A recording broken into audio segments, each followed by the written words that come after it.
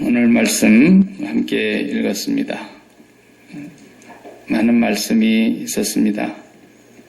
그 중에 거짓 예언자, 거짓 스승 이 두 단어가 나오는데 이들의 정체가 무엇인가를 오늘 본문에서 2장 전체에서 말씀하려고 하는 내용입니다. 1절을 다시 보면은 그러나 백성들 가운데 또한 거짓 선지자들이 일어났었나니 거짓 선지자 얘기 나오죠. 그 다음에 이와 같이 너희 중에도 거짓 선생들이 있으리라. 그들은 멸망하게 할 이단을 가만히 끌어들여 그랬어요. 그러니까 이단이라고 하는 말 우리 익숙한 단어인데 바로 거짓 선지자, 예언자 혹은 거짓 스승 다 같은 부류의 사람들입니다. 전부 사단에게 속하여 있는 자들이며 계시록의 용어를 빌려보면은 바다에서 올라온 짐승과 땅에서 올라온 짐승 그리고 개구리의 영 혹은 그 거짓 선지자 이렇게 우리가 표현할 수 있죠. 다 한 통속입니다. 기독교라는 이름으로 우리가 알다시피 역사상에 이단이 얼마나 많았습니까? 최고로 많은 이단들이 예수님 승천하신 이후에 한 500년 동안 그러니까 우리가 지금 주후 2016년 그러는데 예수님 이후에 한 500년 동안 1년에서 500년 그 어간에 제일 이단이 많이 나왔어요. 그때는 이제 이런 성경이 쓰여져 가고 있고 성경을 어떻게 66권으로 만들기까지는 시간이 많이 흘렀어요. 구약 성경 우리가 가지고 있는 이 39권이 구약 성경 전체는 아니었지만은 39권만 하나님의 말씀으로 확정을 지키기까지는 예수님 오시기 전이 아니에요. 예수님 오신 후에 90년경에 했어요. 얌니아라고 하는 도시에서 그 당시에 교회의 지도자들, 요즘 말로 하면 총회죠. 그러니까 총회와 같은 그런 각 교회의 지도자들이 모여서 최종적으로 구약 39권을 성경으로 확정을 했다. 예수님 승천하시고도 한 60년 지난 얘기란 말이에요. 구약만 갖고도. 그리고 이제 신약 성경이 27권이 이것을 신약이라고 하자라고 최종 결정을 내릴 때가 375년이에요. AD. 그러니까 뭐 한참 뒤인 일이에요. 그 어간에 375년 그 전후로 해서 이단이 얼마나 많았는지 몰라요. 우리 성경이야 뭐 넣을 수가 없는 복음서들이 너무 많았죠. 베드로 복음서도 있었어요. 이제 학자들은 성경을 연구하다 보니까 그 당시에 돌아다녔던 기독교라는 이름으로 돌아다녔던 많은 책들을 보게 되는데 베드로 복음서 있고요. 예수님의 제자 이름으로 하나씩 복음서가 거의 있었다고 해도 과언이 아니에요. 도마 복음서도 있었어요. 우리 성경의 27권 안에는 넣을 수가 없는 구약 성경과 전체적으로 성경의 흐름을 봤을 때 연속성도 없고 성경과 너무 반하는 내용들이 많은 거짓 성경들이었어요. 그러니까 위경이라 그랬죠. 위경. 그것을. 그래서 그런 걸 골라내는 작업을 하면서 375년에 와서야 비로소 그 성경을 27권을 확정을 지었다 이거예요. 그리고 그 이후에도 끝없이 예수님에 대한 얘기가 많았어요. 도대체 예수는 누구일까? 그 500년 동안의 기독론 논쟁이라고 해요. 그걸 보고 기독론 논쟁. 예수님은 도대체 누구인가? 이것에 대한 논쟁이 이 사람이 하나님인가? 이 사람이 사람인가? 이분이. 아니면 허리 밑으로는 사람이고 허리 위로는 하나님인가? 소위 말하자면 반반인가? 그리고 우리 사람이라고 한다면 우리 사람, 지금 우리가 이 사람이라 그러는데 우리와 똑같은 사람인가? 아니면 우리보다는 조금 수준이 높은 사람인가? 하여튼 그 당시에 예수님을 놓고 500년 동안 논쟁이 있는 가운데서 교회에서 이단들을 척결하고 이단들이 쓴 그런 거짓된 위경들을 골라내고 하는 작업이 엄청나게 큰 일들이었어요. 그 전까지는 예수님에 대한 의문이 있을 수가 없지요. 왜냐하면 예수님이 직접 말씀하셨을 때에는 뭐 괜찮죠. 그리고 예수님의 12 제자가 있었을 때에도 괜찮아요. 설교할 때 항상 그러죠. 뭐 베드로가 나와서 오늘 설교한다 그러면 제가 하루는 선생님 모시고 이렇게 어디를 갈릴리 지역을 지나가고 있었는데 아니 이러면 되는 거예요, 그냥. 예. 근데 성경이 이제 없었을 때는 그렇게 가능했지만 베드로도 이제 죽습니다. 야고보도 죽습니다. 사도 요한 한 사람 남았어요. 밤모섬에 유배 가가지고 다 죽었어요. 사도들도 또 사도 밑에 그 다음 속 사도가 있었어요. 사도 다음 세대죠. 그러니까 제자들, 사도들이 키워낸 제자들. 그 사람들 때까지도 성경이 크게 필요하지 않았어요. 그 사람들은 우리 스승님께서 하루는 예수님을 모시고 이렇게 하면서 설교를 했더랬어요. 그런데 그 제자들까지도 세상을 떠나게 되는 거죠. 그러니까 이제부터서는 예수님에 대한 메시지가 세대를 흘러가면서 생생한 메시지가 없어지는 거예요. 이거 문제가 되겠다.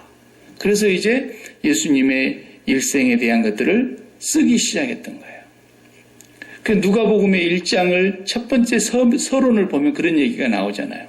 데오빌로 가여 내가 예수님에 대해서 이제 글을 당신에게 차례대로 써 보내는 것이 좋은 줄 알고 쓰는데 내가 그분에 대해서 처음부터 자세히 살펴서 그분의 일생을 가지고 글을 써보려고 하는 붓을 든 사람들이 많이 있었습니다. 그랬어요.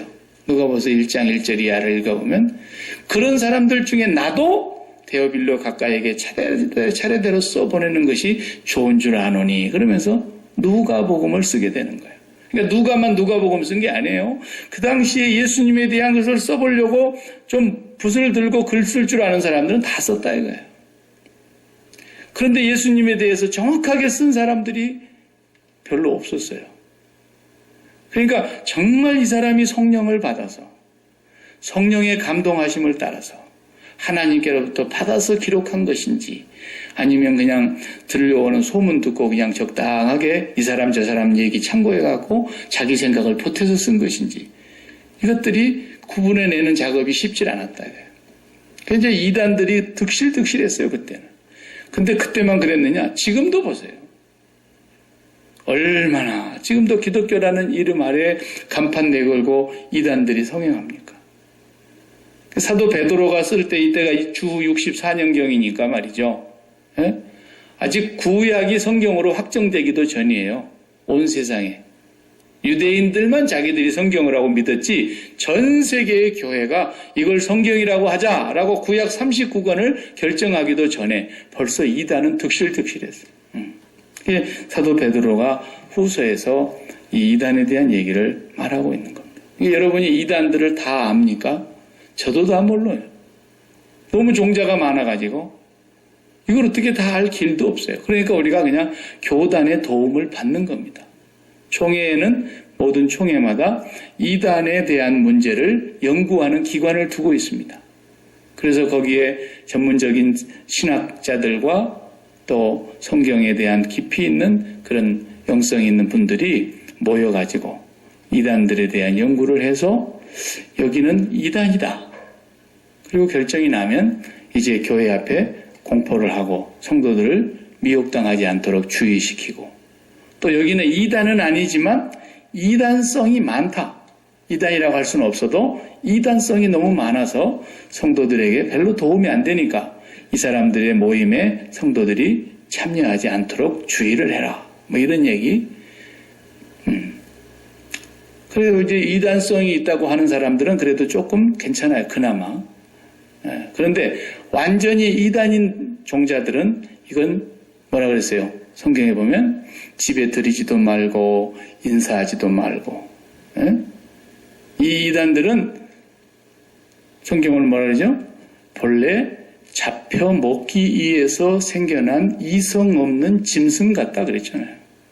이게 뭐 소, 개, 돼지, 뭐 말도 잡아먹죠? 다 하여튼 말 것 없이 잡혀 먹기 위해서 이 세상에 존재하고 있는 동물하고 이건 똑같은 존재라고 취급을 해야지 그걸 우리가 사람이라고 할 수가 없다. 성경은 그렇게까지 엄중하게 말하는. 왜 이렇게 심한 얘기를 할까요? 들을 때 굉장히 거북스럽지 않습니까? 사람을 보고 잡혀 먹기 위해서 난 이성 없는 짐승 같다니. 이거 들으면 얼마나 기분 나쁜 얘기입니까? 그만큼 이단의 문제가 교회 안에 심각했다라는 거예요. 그 이제 공개적으로 그래서 교단이 연구해서 발표해내는 이단들은 그래도 우리 성도들이 큰 문제가 없어요. 그냥 발표만 해도 관심이 있든 없든 간에 그 아무개 이단이래. 그래 놓으면 그래도 좀 괜찮은데 제일 무서운 이단은 뭐냐 하면 합법적이며 정통적인 교회 안에 들어와 있는 사람들 중에 이단이 있단 말이에요. 이건 잡아낼 길이 없어요. 왜? 이미 합법적인 교단의 인정을 받고 있고 정통성을 갖고 있는 교단 안에 몸을 담고 있고 그 속에서 목사 노릇도 하고 있고 그 속에서 성경을 가르치고 설교를 하고 있고 이러기 때문에 당연히 그 사람은 이단이라고 하는 범주에서 제외돼 버리는 거예요. 그 하나만으로도. 왜? 합법적인 교단 안에 있다 이거예요. 네.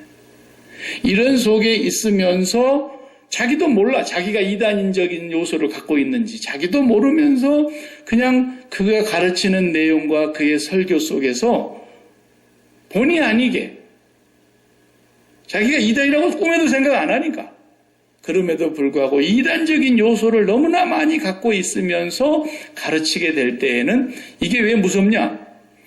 그 밑에 있는 모든 성도들은 전혀 반감이 없이 전혀 의심하지 않고 그냥 고지고대로 다 그걸 받아들여 버리기 때문에 그렇게 합법적인 상태에서 이단적인 요소를 갖고 있는 사람 밑에서 신앙생활을 하면 마치 그냥 나무를 좋은 옥토에서 팍 떠다가 저쪽 돌짝밭에 갖다 던져버리는 것과 똑같은 현상이거든요.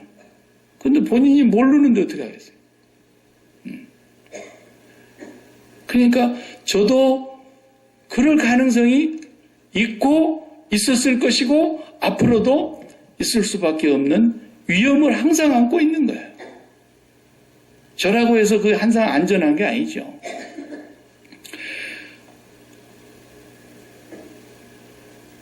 안 그렇다고 말할 수 있는 사람이 없어요. 제가 솔직한 양심으로 목사로서 기독교 방송국 TV에서 여러분 하루 종일 설교 돌아가잖아요. 간증 빼고는.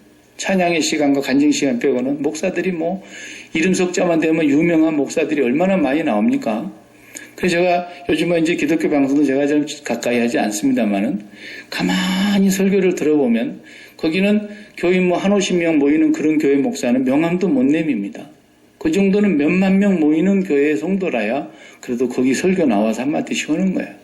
왜? 그 교회에서 선교비를, 방송 선교비를 내니까 1시간 설교하는데 뭐 한 1,000불씩 내는 거거든요. 예. 그럼 매주일 담임 목사님 설교를 황금 시간대에 방영해 준다 이거예요. 예. 그 설교 가만히 듣고 있느라 보면 절대 그분 이단 아니에요. 이단 아닌데 설교하는 내용 속에 너무 이단적인 요소가 많아. 예. 그 사람이 이단 절대로 아니에요.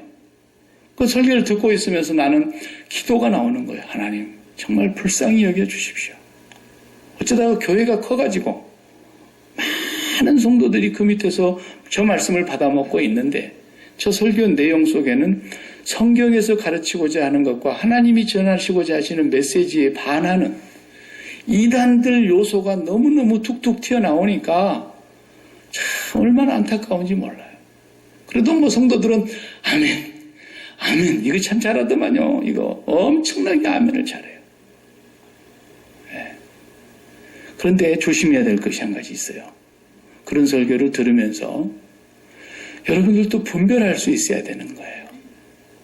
그런데 동시에 또 한 가지 더 조심해야 될 것은 에이 저 사람 이단이구만 이러면 안 돼요. 절대로 그러면 그렇게 말하는 사람은 자기가 하나님의 자리에 있는 교만한 사람이에요. 그 사람은 자기가 이단이 절대 아니라고요.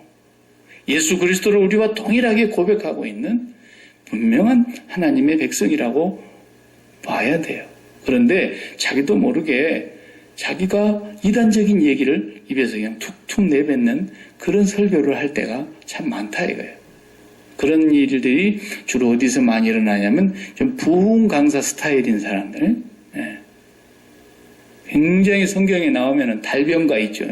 사람들을 막 웃겼다 울렸다 막 하면서 굉장히 부흥의 스타일로 잘하는데 보면은 정말 성경 말씀을 누구 말았다나 잘 쪼개요.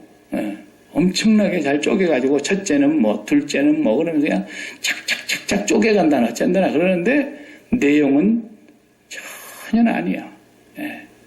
그냥 차라리 아주 인류 대학의 교수를 모시다가 행복한 부부 생활의 비결, 가정학을 가르치는 교수를 모시다가 차라리 그런 걸 강의를 듣는 게 훨씬 낫겠어요. 왜냐하면 전문적이니까 오히려 그 사람들은 학문적이며 전문적이니까. 그런데 그냥 뭐 가정의 행복의 비결이라고 가르치면서 성경에서 막 말씀은 잔뜩 뽑아다가 가르치는데 전혀 그런 것이 아니에요. 예.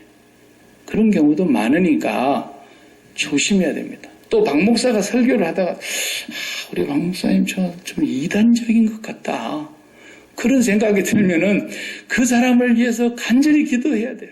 하나님, 저 전하는 메시지 속에서 저 이단적인 요소를 제하여 주시고 우리 목사님이 정말 진리의 말씀에 온전히 성령의 인도하심을 따라서 진리 가운데로 우리를 가르치고 인도하게 해주십시오. 이렇게 기도해야 될 것이지 맨날 들으면서 저 이다 저건 사단이다 이런 소리 하면 안 됩니다. 제가 전제를 하는 거예요. 지금 오늘 설교하기 전에 그 아주 교만한 사람이에요. 그렇게 얘기하는 아주 교만한 사람. 지가 하나님. 예. 이건 이단보다 더 무서운 사람이에요. 어떤 면에서. 그러니까 절대로 그런 것을 제가 가르치는 것은 아닙니다. 그러나 오늘 본문 말씀 전체 2장의 전체의 내용은 거짓 예언자가 시대마다 있었다는 것과 지금도 거짓 스승이 교회 안에 있어서 가만히 이단을 끌어들였다고 그러지 않습니까? 예. 근데 그때 당시에 이단은 너무나 확고한 이단이 하나가 있었는데 첫 번째 이단은 뭐냐면 예수님이 하나님이 아니라는 거예요. 예수님을 한 인간으로 믿는 거예요. 인간으로. 근데 인간이기는 인간인데 하나님께로부터서 이 땅에 유일하게 인정을 받는 한 인간이었다라는. 성자 중에도 성자요. 스승 중에도 스승이요. 인간이었는데 하나님께서 이 땅의 지구상에 있는 모든 인간 가운데서 최고로 완전하게 하나님이 인정해 주신 그런 인간이었다고 말하는 거죠. 그러면 이건 명백한 이단입니다. 이런 사람들은 절대로 같이 밥도 먹지 마세요. 네. 밥도 사주지도 말고 불쌍히 여기지도 말고. 네. 그런 사람들이 누구예요? 여호와 증인, 네? 통일교, 몰몬교, 이거 다 그런 사람들이에요. 여호와 증인이 그러기 때문에 너무너무 지독한 이단입니다. 절대로 예수가 완전하신 살아계신 하나님이라고 믿지 않습니다. 여호와 증인들은. 그래도 보십시오. 여호와 증인 잘 되는 거 얼마나 잘 되는지 몰라요. 몰몬교 얼마나 잘 되는지 몰라요. 그러니까 예수님은 본래 계신 곳이 땅이 아니었고 하나님과 함께 계셨다고 성경이 말씀하십니다. 본래 하나님과 함께 계셨으니 그러니까 이 우주가 이 세상이 존재하기 전에 영원부터 하나님이셨고 하나님과 함께 계셨고 그분이 계신 곳은 하늘이셨습니다. 그런데 그분이 사람이 되어서 사람의 몸을 입고 세상을 찾아오신 것입니다. 이것을 부정하면 이건 사탄의 자식들입니다. 이건 우리가 명백하게 이단이라고 정죄해도 절대 손색감이 없습니다. 그 다음에 두 번째로 예수님은 참 사람이셨습니다.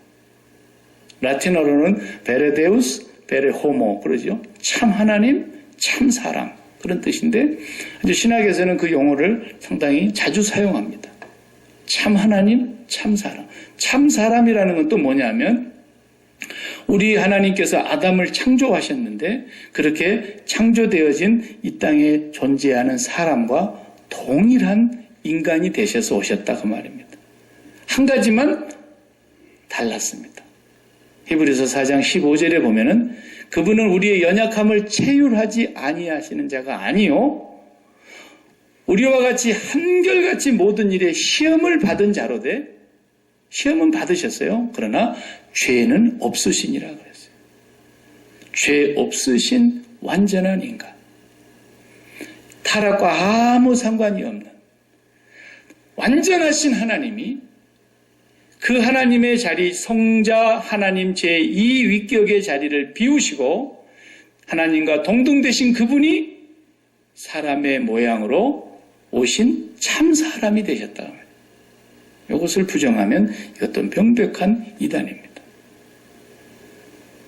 그래서 참 사람이시로 오셨기 때문에 히브리서 4장 15절 말씀대로 우리와 똑같이 유혹을 받으셨고 시험도 당하셨고 배고픔도 겪으셨고 아픈 것도 통증도 느끼셨고 그랬다. 예. 그러니까 참 사람이라고 하는 것이 굉장히 중요한 거예요. 근데 예수님이 40일 동안 금식 기도를 하는 동안에 그렇게 굶주렸는데 참 사람으로 오신 분이기 때문에 너무너무 굶주리신 거예요. 배가 무진장이 고프신 거예요. 그런데 마귀가 와서 유혹을 합니다. 시험을 받으셨어요. 그런데 그 시험에서 주님이 마귀를 물리치십니다. 그러니까 육체의 그 정욕에 매이지를 않는 분이었다 그 말이에요. 그 다음에 또 안목의 정욕에도 매이질 않으셔요. 이 세상 영광을 다 보여주면서 나한테 절하면 줄게. 높은 성전 꼭대기에 올려놓고 거기에서 뛰어내리면 천사를 하나님이 보내서 네 발이 돌부리에 부딪히지 않게 할 것이 아니냐. 사람들이 너를 볼 때 얼마나 너를 위대하고 존귀하게 보겠느냐. 그러면서 높은 데서 뛰어내리라고 그럴 때 주님은 주 너의 하나님을 시험하지 말라 그랬다 그랬어요. 여러분 시험하지 마세요. 절대로. 네. 자, 하나님이 계신가 안 계신가 내가 이제 보여드리겠습니다. 그래가지고 저 야키마에서 제일 높은 빌딩이 몇 층 정도 될까요? 거기로 올라가가지고 보라 하나님이 살아계시면 내가 여기서 떨어져도 죽지 아니하리라 그러면서 뛰어내리면 바로 장의사 차가 이제 태워갑니다. 그런 하나님을 시험하는 짓거리를 하지 말았나.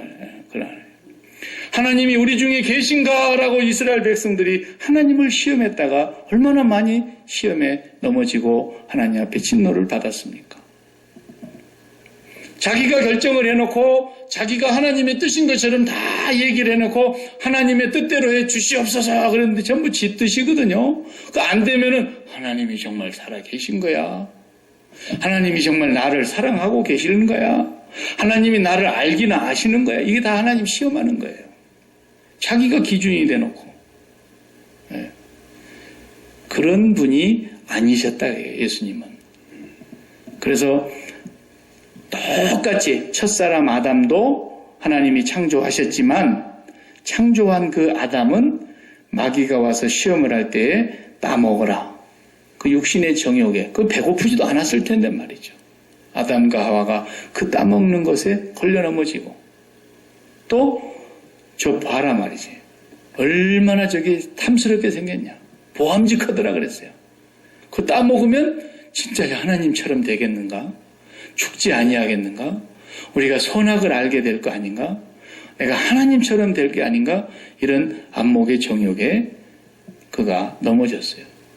예수님은 둘째 아담이라고 사도 바울이 비유를 하셨는데 둘째 아담으로 이 땅에 오신 그 예수님은 완전한 사람으로 오셨고 지식과 감정과 의지를 갖고 계시는 그런 예수님이시고 살과 뼈를 갖고 계신 분이셨어요.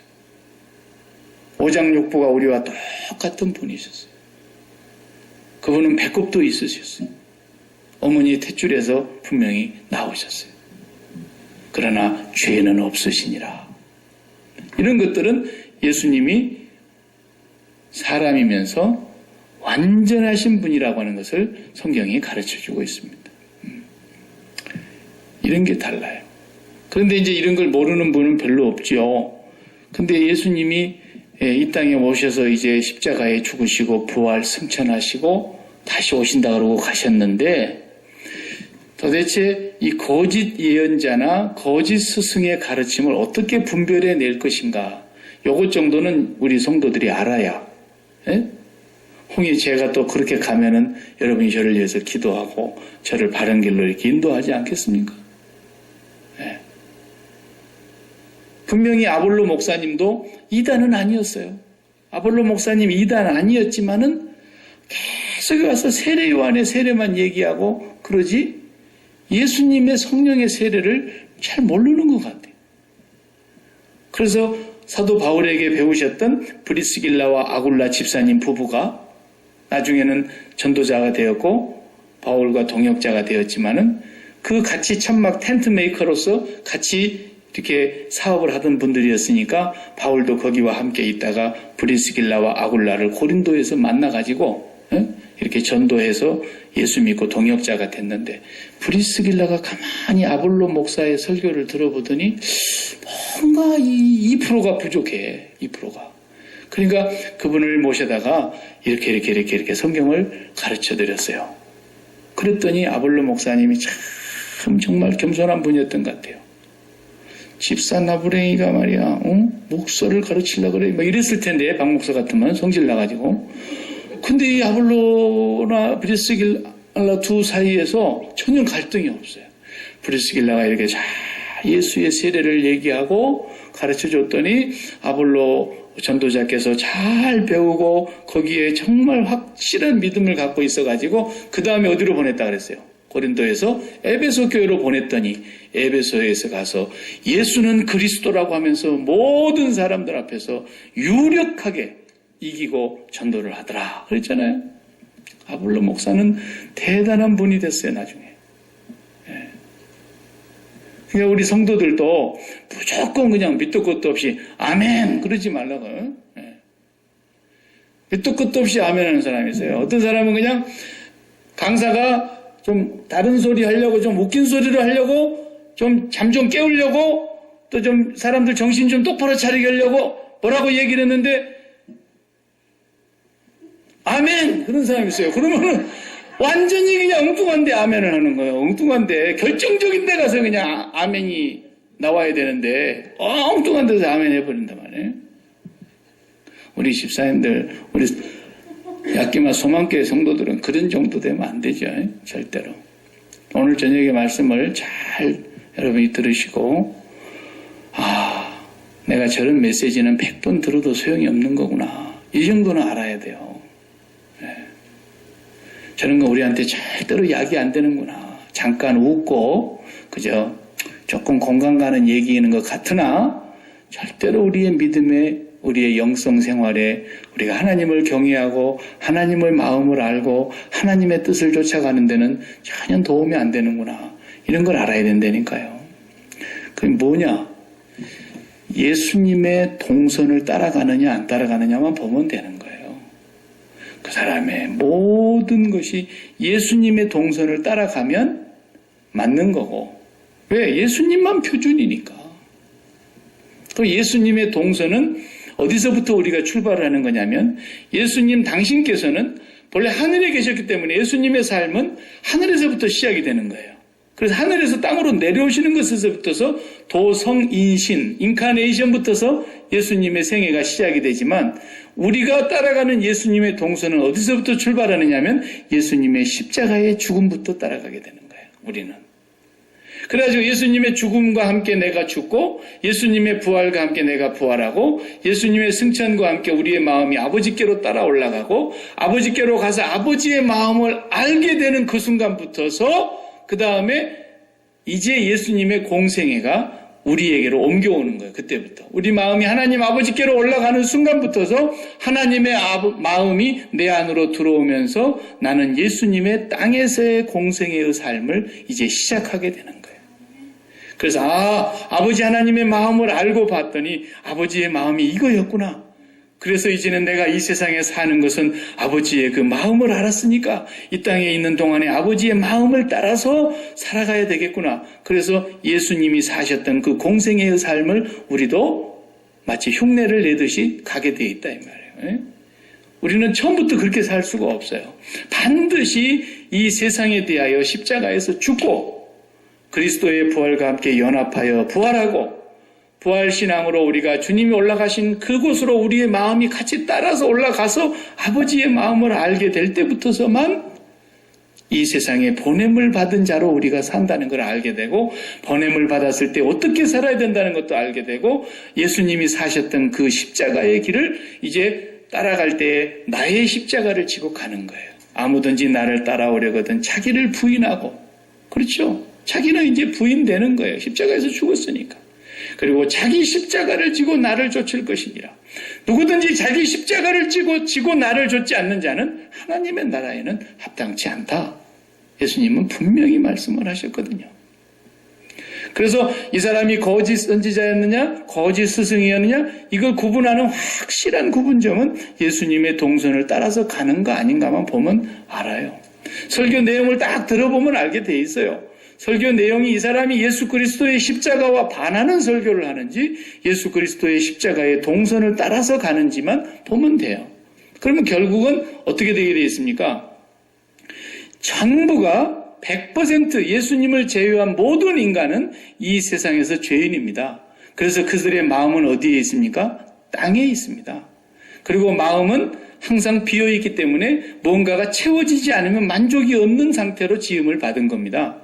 그래서 이 마음을 뭔가로 채워야 되겠는데 땅에 있는 것들, 땅에서 핵심 가치라고 여기는 가장 밸류가 뭡니까? 뭐니 해도 뭐니예요. 거기서부터 시작해가지고 다 돈 아니면 돈으로 살 수 있는 것들, 그런 것들이 다 이 세상의 종욕거리들이에요. 그런 것들을 마음에 채워야만 만족하고 그것이 마음에서 떠나가면은 화가 나고 기가 죽고. 그래서 처음에 마음에 채울 때 여러분 어떻게 채웁니까? 그 존재를 채우는 것이 아니라 제가 말했어요. 존재의 이름을 채운다 그랬어요. 처음에 마음에 채울 때. 여러분이 처음에 태어날 때부터서 마음에다 돈을 채운 게 아니죠. 그저 태어날 때부터서 금수저 물고 나온 사람 빼놓고는 부모 때문에. 예? 부모 때문에 금수저 물고 태어난 자식들 있잖아요. 그걸 제외하고는 다 대부분 다 마음에다가 돈을 담고 온 사람들은 아무도 없어요. 근데 살다 보니까 이거 돈이 굉장한 거구나. 그 세배할 때까지도 몰랐어요. 그걸. 그러니까 그 세뱃돈을 다 누가 가져갔어요? 엄마가 가져갔어요.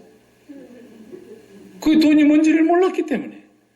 근데 얘가 이제 점점 자라면서 이게 이게 돈이구나. 예. 옛날에는 그냥 이렇게 동그라미 큰 거, 기념주화, 쿼러짜리, 굵은 거 기념주화 만든 거 있죠. 쿼러 그까짓 거 뭐 얼마 안 되는데, 이거 굉장한 거야. 그러면서 100불하고 바꾸면 애들이 다 바꿨어요. 예. 그럴 때 그 애들의 마음속에 돈이 없었습니다. 세상을 살다 보니까 은연중에 돈이 들어오게 되었습니다. 그래서 처음에 존재의 이름을 먼저 갖게 됩니다. 그 이름을 가진 뒤로부터서는 이 돈이 실체가 나에게 들어오기를 날마다 사모하고 그것을 더 많이 가질 수 있는 길은 뭔가? 이렇게 살면 되겠구나. 계속 그쪽으로만 연구해가지고 그것을 계속 내 마음에 더 많이 갖고 싶어하는, 이게 정욕이라는 뜻이거든요. 성경에. 정욕. 그런데 그런 마음을 갖고 있는 사람에게 열심히 기도하세요. 돈이 옵니다. 열심히 금식하고 부르짖으세요. 사업의 성공이 이루어집니다. 이게 이단성을 갖고 있는 설교라고 말이에요. 이런 얘기가. 예. 부지런히 교회에 충성하세요. 자식이 잘 될 것입니다. 부지런히 교회에 헌금하세요. 11조를 떼먹지 마세요. 갑을 11조라도 하세요. 미리 11조도 있더라고요. 또 어떤 사람이 만들어낸 거 보니까요. 금년에는 우리 수입이 1년에, 작년까지는 1년에 5만 불이었는데 금년에는 15만 불 줄 줄로 믿고 매달 15,000불씩 아예 미리 11조라네. 미리 11조. 예. 미친 거지요. 얼마나 돈에 환장이 들렸으면 그렇게 하겠어요. 예. 근데 강사들은 그런 걸 가르쳐요. 부흥 강사. 저도 그런 강사들 잘하면서 많이 봤어요. 예. 사기를 쳐도 어느 적당하게 쳐먹어야지. 이런 설교를 들으면서 아멘 아멘 그러고 있는 이런 진짜로 아멘 해야 될 때는 아멘을 안 하고 엉뚱하게 얼마나 돈에 환장이 들렸으면 갑을 11조를 해가지고 작년에 5만 불이었으면 금년에 15만 불로 올리게 될 줄로 믿습니다. 믿습니까? 아멘 하시기 바랍니다. 아멘 아멘. 돈에 환장 들린 거지 이게. 무슨 이게 믿음입니까? 그 마음에 모든 사람이 그렇게 돈을 환장 든 사람처럼 돈에 굶주려가지고 나는 언제 한번 돈벼락이라도 맞아볼까 이렇게 살고 있는 사람들에게 그 세상의 정욕에 대하여 십자가에서 죽고 당신의 마음속에 하나님을 사랑하는 길이 무언가를 그래서 그 하나님을 사랑하기 위해서 예수 그리스도의 십자가의 죽음을 얘기하고 당신을 위해서 십자가에 죽으신 이 예수 그리스도 그분을 나의 주님으로 믿고 받아들이고 그분을 모시고 이 땅에서 세상에 대하여 죽고 그분을 향하여 따라갔는데 그분이 부활하셨으니까 그분이 나도 같이 부활하는 사람이 되고 그분과 연합했으니까 죽음과 연합한 자는 로마서에서 그랬잖아요. 그리스도와 함께 반드시 부활할 것이라고. 그리고 그 그리스도께서 그 사람들의 마음을 전부를 다 도적질해가지고 아니 세상에 막 죽은 사람을 벌떡벌떡 일어나게 해버리질 않나? 장례를 지내가지고 썩어서 냄새가 나는 사람을 걸어나오게 해버리지를 않나? 물을 위에 걸어가 버리지를 않나? 애기들 도시락을 가지고 5,000명을 먹이고 남겨버리지를 않나? 이 정도 하면은 사람의 마음을 다 조적질 해버린 거죠. 사람의 마음을 다 뺏어버렸어요, 완전히. 혼을 빼버렸다고 온 사람들. 그랬으면 남아 계셔야지 왜 올라갑니까? 왜 올라가요? 이분이 그렇게 사람들의 마음을 자기에게로 쏙 빼가지고 어디로 가버려요? 올라가 버리는 거예요. 올라가 버려요. 죽어버릴 때도 기가 막혔는데 세상에 부활하고 나니까 그냥 너무 좋아가지고 그럼 그렇지 너무너무 좋은 거야 이제 막 부활하시고 나니까 이제 좋은 세상 왔다. 이제 우리 이 고생 끝났다 이제. 예? 우리의 슬픔 끝, 행복 시작. 막 이렇게 난리가 난 거예요. Don't worry, be happy. 막 이게 누가 쓰는 말이죠? 그래 되고 말았어요. 그런데 아니 그러면 같이 살아야 되는데 올라가셔 버리는 거야. 올라가셔 버리는 거야.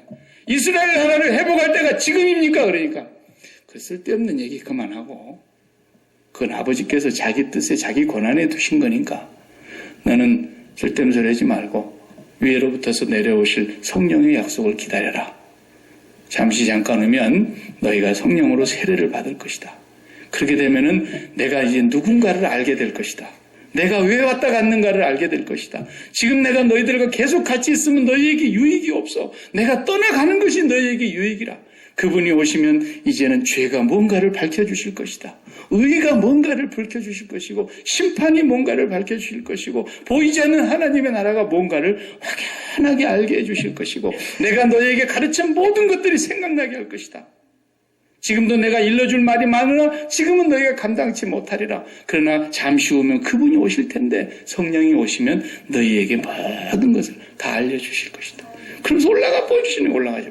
사람의 마음을 도적질이나 하고 하지나 말지 온 백성의 마음을 다 도적질해놓고 그 마음을 싹 담아가지고 올라가신 이유가 뭐예요? 너희들의 마음이 위로 올라가야 된다는 거예요. 위로. 돈에 환장든 사람처럼 살지 말고. 응? 그리고 하나님 마음으로 향해서 올라갔어요. 하나님과 하나가 되었어요. 하나님의 사랑이 내 안에 거하고 내 사랑이 하나님 안에 거하고 그리고 되고 나니까 이제부터서는 더 바랄 것이 없어졌다고 말이에요.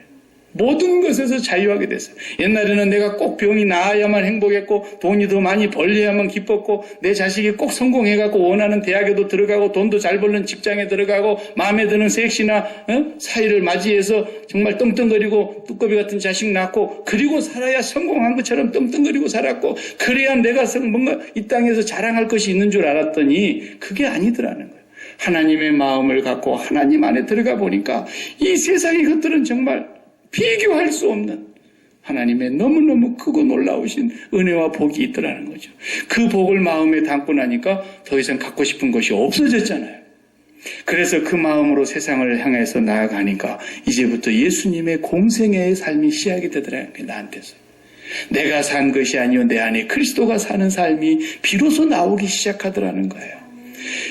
그렇게 살다 보니까 하나님의 뜻에 의해서 어떤 사람은 막 부자를 만들어 주시기도 하고, 이 사람이 부자를 꿈꾸지도 않았는데 사업을 했는데 사업이 계속 번창하게 해주시기도 하고, 어떤 사람은 똑같은 사업을 옆에서 했는데 망해가지고 문을 닫고, 나는 왜 하나님이 망하게 하셨나 봤더니 하나님의 다른 계획이 있더라 이거예요. 모든 사람이 일관되게 같은 사업을 하면서 같은 성공을 해가지고 같은 부자가 되는 것이 하나님의 뜻이 아니거든요. 근데 막 모든 것이 그냥 어디 벽돌 공장에서 막 붕어빵 기계로 붕어빵 찢어내듯이 온 성도들이 그냥 축복받을지어다, 축복받을지어다, 복받을지어다, 번창할지어다 다 이렇게만 얘기하면 그게 이단적인 요소인 거예요. 그런 게. 어떻게 하나님의 역사가 천편일률적으로 모든 사람에게 똑같을 수가 있겠습니까? 그럴 수는 없는 거예요. 절대로. 성경을 보면 그러잖아요. 어디 같은 사람 한 명 있어요. 그러니까 베드로가 시기가 나가지고 그 사람 어떻게 될까요? 베드로가 물어봤잖아요. 요한복음 21장에. 누구를? 예수님의 품에 기대어 있었던 사랑하는 제자 요한. 요한은 어떻게 되겠습니까? 그러니까. 내가 올 때까지 살려둘지라도 그것이 너하고 무슨 상관이야. 신경 쓰지 말고 너는 나만 따라와. 베드로야, 네가 젊어서는 마음대로 돌아다녔지만 나중에 늙어서는 사람들이 너를 띠띠워서 원치 아니하는 것으로 끌고 갈 건데 네가 어떻게 죽음을 당할 것인지 주님이 미리 알려주신 거예요. 그럼 자기는 그렇게 될 거라 그런 거예요. 죽을 거라는 거예요. 베드로가 요한은 어떻게 되겠어요? 왜 그게 관심 갖냐고. 왜? 요한은 내가 올 때까지 살려둘지라도 하나님의 섭리는 모든 사람들이 다 달라요. 한 사람도 같은 사람이 없어요. 그러니까 목사의 설교는 어디서 딱 끊어져야 되느냐 하면 그 사람이 이 세상에 대하여 온통 마음의 욕심을 가지고 정욕이 불탔던 삶을 살았던 한 인간이 그리스도와 함께 이 세상에 대하여 십자가에 못 박혔으면, 그리스도와 함께 죽었으면 또한 그리스도와 함께 다시 살 것이요, 그리스도와 함께 살았으면 그 마음이 그리스도를 따라서 아버지 계신 곳으로 올라갈 것이고, 아버지 계신 곳으로 올라가서 아버지의 마음을 알았으면 그 다음부터는 설교 끝. 사람마다 달라요. 그럼에도 불구하고 어떤 사람은 끝까지 병을 짊어지고 가게 하실런지, 사도 바울처럼 그게 필요하면, 어떤 사람은 많은 돈을 벌게 해서 부자가 되게 해서 그 돈으로 하나님의 뜻을 이루라고 하실런지, 어떤 사람은 자식을 잘 되게 만들어줘서 그 자식을 통해서 하나님의 위대하신 영광을 세상 만국에 드러내게 하실런지, 어떤 사람은 한없이 낮은 자리에 있지만 그 낮은 자리에서 가진 것도 비록 없고 배움도 없지만 지난주 보여줬던 할머니처럼 하나님 한 분으로 너무너무 행복해서 기쁘게 살면서 그 사람의 입술과 그 사람의 삶을 통해서 아버지의 살아계신 영광을 나타내실런지 모르는 거예요. 모르는 거예요. 그건. 그런데 모든 사람들에게 일괄적으로 사업하면 11조 많이 바치면 10배로 튀겨주실 것이고, 갑을 11조 하시고 미리 11조 하시고 다 물질의 축복 받을지어다. 이게 이단이라 그 말이. 이게 이단적인 요소를 갖고 있는, 아무데나 대놓고 아멘 하지 마요. 우리 성도들이 이제는 그런 건 분별할 줄 알아야 돼요. 그건 분별할 줄 알아야 돼요. 하나님이 그 사람을 부자로 만들어주든, 그런데 왜 나는 가난한 사람을 만들어줘요? 그거 묻지 말라니까요. 내가 올 때 저 사람을 세상에서 최고의 갑부로 만들어줄 텐데 그것이 너하고 무슨 상관이야? 너는 나를 쫓아와 그냥. 그 말이에요. 베드로가 참 무색했을 것 같아. 무참했을 것 같아. 주님이 그렇게 박절하게 말씀하시니까. 세례 요한도, 예수님을 세례를 주었던 세례 요한도 인간적으로는 형님 아니에요? 6개월 먼저 태어났으니까. 세례 요한이 예수님 형님이에요. 집안으로도 남이 아니고. 그런데 얼마나 예수님이 그 참 인정머리가 없는 사람처럼 그렇게 하실 수 있어요. 한 번 정도는 아무리 바쁘시더라도, 베드로 오늘은 세례 요한 신방을 좀 가야 되니까 시장도 좀 보고 저기 감옥에 있는 사람들한테 좀 먹을 것도 좀 갖다 줘야 되니까 이렇게 하고 가야 되지 않겠어요? 그런데 얼마나 강간무소식인지. 그래서 세례 요한이 오직 답답하면 제자들을 보내봤겠어요. 좀 갔다 와봐라. 오실 그분이 당신입니까? 아니면 내가 다른 사람을 다시 기다려야 됩니까? 이게 말입니까? 본복입니까? 에? 세례를 베풀고 있을 때 하늘이 열리고 비둘기 같은 성령이 강림하시면서 이는 내 사랑하는 아들이요 내 기뻐하는 자라 하는 소리를 들었다. 나도 그분이 메시아인 줄을 몰랐는데 그 음성을 듣고서 내가 말하노니 보라 세상을 지고 가는 하나님의 어린 양이로다. 자기가 선전했던 사람이요. 그런데 그 얘기를 할 소리입니까? 그게 오실 그분이 당신입니까? 우리가 다른 사람을 기다려야 되겠습니까? 우리 선생님이 가서 물어보고랍디다. 그러니까 예수님 말씀하신 거 보십시오. 아유 미안하다 그래라. 내가 요즘 바빠서 한번 꼭 가려고 마음먹고 있었는데 내가 이렇게 차일피 일하다 보니 못 갔다고 곧 조만간 갈 테니까 그리 알고 있으라 그래라. 사람 같으면 그대에게 그렇게 얘기하죠. 근데 뭐라 그래요? 가서 스승한테 얘기해라. 가난한 자가 복음을 듣고 눈먼 자가 눈이 열리고 귀머거리가 듣고 신체 장애인들이 다 멀쩡멀쩡히 벌떡벌떡 일어나고 귀신들이 떠나가고 그러면서 스승한테 가서 얘기하라 그러는데 그냥 머리 목적목적 긋고 그냥 염치 없어하고 스승한테로 돌아가는데 뒤통수에다 대놓고 예수님 뭐라 그래요? 이 군중들을 향해서 너희들 그 광야에 나갈 때 누구 보러 갔니? 바람에 흔들리는 갈대를 보러 구경 갔니? 지금 세례 요한의 마음이 막 갈대처럼 흔들리는 거죠. 이쯤 되면은 지금 예수님이 벌써 뭔가를 한번 하셨어야 돼. 헤롯을 꺾어 놓든지 대제사장들의 코를 그냥 납작하게 해놓든지 그래가지고 자기를 지금 감옥에서 구출해내줄 시기가 왔는데 왜 이러고 있냐? 왜 이러고 있냐. 그리고 지금 궁중으로 들어갈 준비가 돼 있는 거예요. 세례 요한의 마음은 벌써. 그러니까 예수님께서 그 마음을 다 깨뚫어 보시고 광야에 뭘 보러 갔냐? 궁중에 화려한 옷 입은 사람들 옷을 그 사람 보러 갔냐? 그런 사람들 궁중에 있는데 화려한 옷 입은 사람들. 저 친구가 말이야 어디를 지금 꿈꾸고 있어? 예수님 보세요. 그리고는 세례 요한이 목이 잘립니다. 그 헤로데아의 춤에 헤롯이 그냥 완전히 뿅 넣어가지고 헤로디아의 딸 그 살로메가 춤출 때 오스카 와일드가 쓴 그 살로메라는 소설 있지 않습니까? 그 참 아주 적나라하게 그 소설을 잘 썼어요. 그 헤롯 앞에서 요염하게 춤을 추는데 말이야 살을 드러내놓고 그 헤롯이 그냥 뿅 가가지고 네가 뭐 소원이 뭐냐? 나라의 절반이라도 주겠노라. 막 그러니까 그 헤로디아가 자기 딸에게 속닥거리잖아요. 세례 요한의 목을 달라 그래라. 왜? 이 불륜으로 둘이 살고 있는 것에 대해서 계속 세례 요한이 헤롯을 책망하고 그것을 지적하니까 듣기 싫거든. 저놈의 목소리를 누가 좀 모가지를 비틀어줬으면 좋겠는데 기회가 온 거야. 세례 요한의 목을 좀 달라 그래라. 그러니까 그 얘기했더니 어떡합니까? 임금님의 입에서 나온 말인데. 그래서 그냥 세례 요한의 목을 땡강 자른 거예요. 그 얘기를 제자들이 예수님에게 또 하지 않습니까? 복음서에 보면 세례 요한이 잡혀서 목이 잘렸답니다. 그러니까 그 소식을 듣고 장례식으로 가십니까? 총총히 갈릴리로 가셨다 그랬어요. 아무 관심이 없어요, 주님은. 아시겠습니까? 박 목사가 오늘 설교를 마지막으로 이 세상을 하직한다고 하나님의 나라에 무슨 손해볼 일이 있겠습니까? 저만 수지 만든 거지. 저만 수지 맞은 거지. 제가 하나님 나라 갔다면.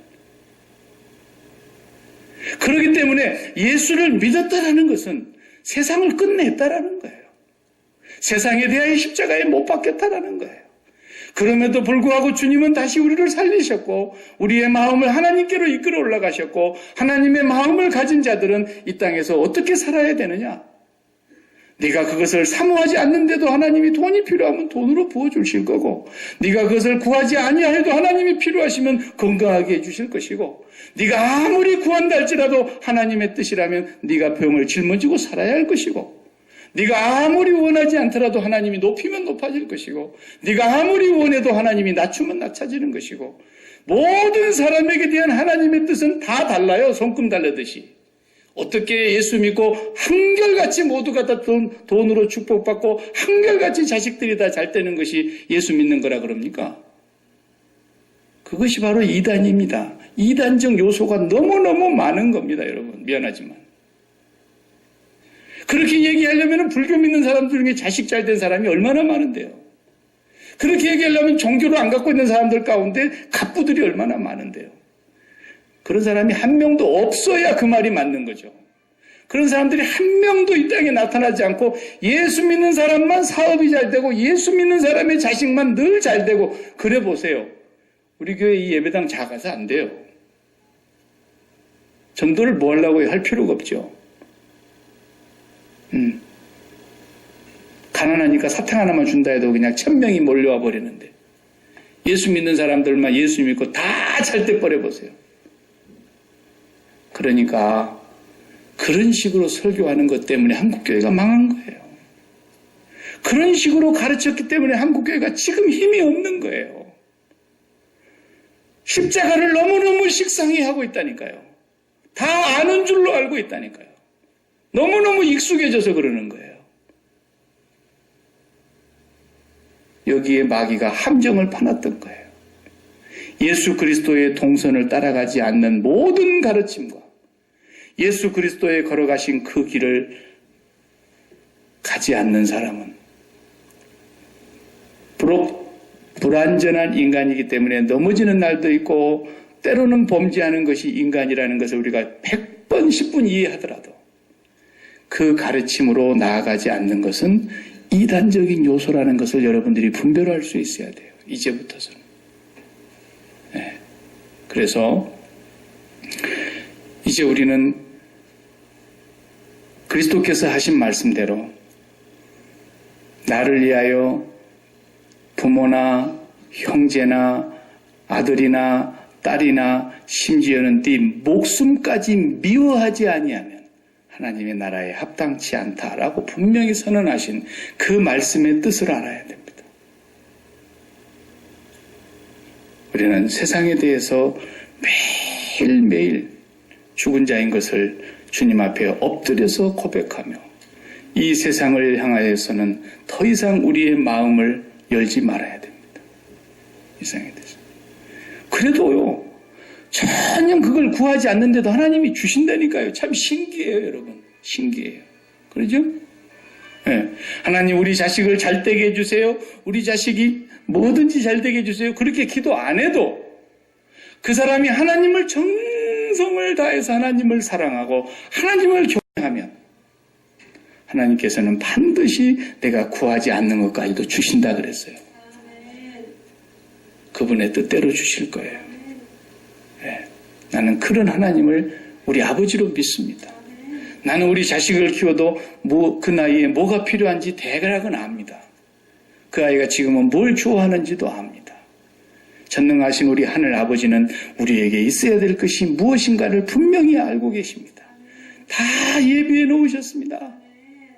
그런 아버지이신데 그분이 언젠가 우리에게 반드시 떡을 주실 것입니다. 반드시 고기를 주실 것입니다. 나는 그런 하나님을 믿지 그런 하나님을 반드시 믿습니다. 근데 우리가 볼 때는 하나님 왜 돌을 주시지? 이러고 있는 거예요, 우리가. 내가 고기 먹고 싶다는데 하나님 왜 뱀을 주시지? 이러고 있다니까, 우리가. 그게 뱀이라고 생각이 들고 돌덩어리라고 생각이 드는 거예요. 하나님이 보실 때는 반드시 우리에게 필요한 건데. 너희가 부족할지라도 너희가 악할지라도 자식에게 좋은 것 줄 줄 알거든 하물며 하늘에 계신 너희 아버지일까 보냐. 그랬잖아요. 우리가 분명히 자식한테 좋은 것 주십니다. 우리 하나님은 우리에게 뭐가 제일 좋은가도 정확하게 아십니다. 그러니까 옛날 수도사들 보면은요, 수도사들이 하나님을 너무너무 사랑하고 하나님만을 경외하고 날마다 하나님 얼굴만 구하고 있는 사람들이 수도사 아닙니까? 그러다 보니까 이도 수도사가 하루는 기도를 하는데 하나님이 나타나셨대요. 내가 너에게 무엇을 주랴? 구해라. 그러니까 이 수도사가 대답하기를 그것도 하나님이 정해 주세요. 그랬다잖아요. 우리는 뭐가 존재를 모른다는 뜻이에요. 어설프게 줬다가 망합니다. 만약에 제가 빌 게이츠보다도 재산이 빌 게이츠보다도 한 10,000분의 1 정도 적어도 10,000분의 1도 엄청 많은 건데 그만큼만 갖고 있는 아빠라도 나는 우리 자식 집 한 채 사주고 웬만한 차 한 대 사주겠어요.